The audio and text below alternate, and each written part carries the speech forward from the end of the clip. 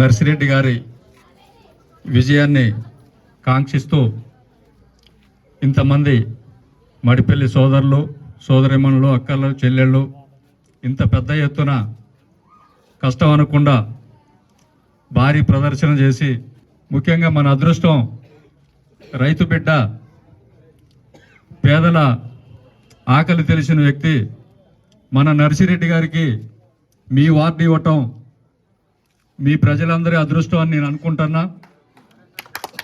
వారి ప్రచారంలో చూస్తుంటే మేము కూడా వెనకపోతుంటే ప్రతి ఒక్కళ్ళు నర్సిరెడ్డి గారు తిరగపోయినా గెలుస్తారు, నర్సిరెడ్డి గారు మంచి చెడు ఆకలి తెలిసిన వ్యక్తి, ఏ ఆపద వచ్చిపోయినా కానీ కాదనని వ్యక్తి, వారికి అయిపోతే ఇంకెవరికి ఓటేస్తామని చెప్పేసి గ్రామంలో మా వార్డులో అందరూ ఎక్కువ మెజార్టీ ప్రజల నుంచి ఈ మాట వింటున్నాం.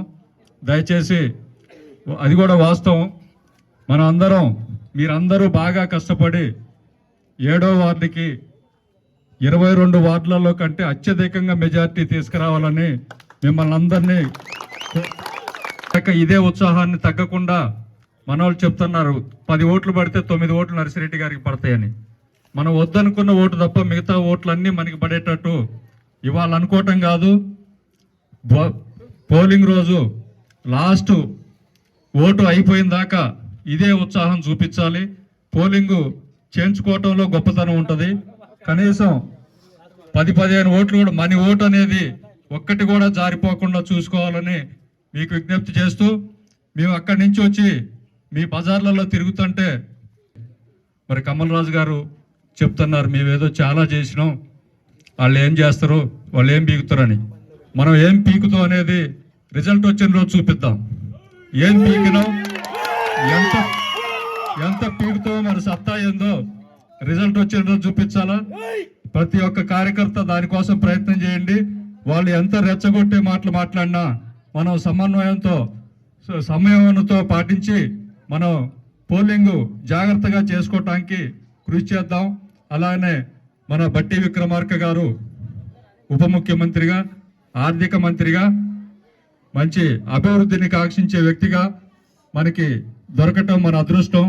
ఆయన ఆధ్వర్యంలో మనం మధుర మున్సిపాలిటీని పెడితే మన కోసం పెట్టినట్టు కాదు, మన పిల్లల భవిష్యత్తు కోసం కాంగ్రెస్ పార్టీ కోటేసి 5 సంవత్సరాలు మర్చిపోతే మన భవిష్యత్తు ఒక 50 సంవత్సరాల భవిష్యత్తుని ఆయన తీర్చిదిద్దే ఆలోచన కల్లా నాయకులు మనకు ఉన్నారు. కాబట్టి ఎట్టి పరిస్థితుల్లో కూడా ఇక్కడ మన వార్డుతో పాటు మిగతా 2 వార్డులలో మనకి ఎవరు పరిచయాలున్నా వాళ్ళ ఓట్లు మనం వేయించుకొని 3 వార్డులు కూడా మన మడిపల్లి నుంచి గెలిపించి వారికి అందిస్తే మదర్ కంటే ముందు మన మడిపల్లికి మీదనే సారు దృష్టి ఉండేటట్టు చేయాలా. సారు ఈ 3 సంవత్సరాల్లో మన మడిపల్లి గ్రామ రూపురేఖలు మారుస్తారని మీ అందరికీ తెలియజేస్తున్నా. వారు ఏదున్నా అభివృద్ధికే పట్టం కడతారు. ఫస్ట్ రాజకీయాలు ఎలక్షన్ 4 రోజులు తప్ప మిగతా 5 సంవత్సరాలు బట్టి గారు రాజకీయాలు చేయరు. మీరు చూస్తూనే ఉన్నారు. మా ముదిగొండ దగ్గర నుంచి మొదలు పెడితే ఎర్రుపాలెం దాకా ప్రతి రోడ్లు కొన్ని 100 కోట్లు 1000 కోట్ల రూపాయలు తీసుకొచ్చి మనకి అభివృద్ధి చేస్తున్నారు. రాష్ట్రంలో ఏ నియోజకవర్గంలో కూడా ఇంత అభివృద్ధి జరుగుతున్నట్టు నాకైతే కనిపించట్లే. ముఖ్యమంత్రి గారి నియోజకవర్గం కంటే కూడా బట్టి విక్రమార్క గారి నియోజకవర్గమే బాగా అభివృద్ధి చెందుతుంది. ఒక విద్యారంగం కానీ, హాస్పిటల్స్ కానీ, రోడ్లు కానీ ప్రతిదీ ఇందులో ఉంది, అందులో లేదనుకుంటా అన్ని రంగాల్లో మనం అభివృద్ధి చెందుతాం.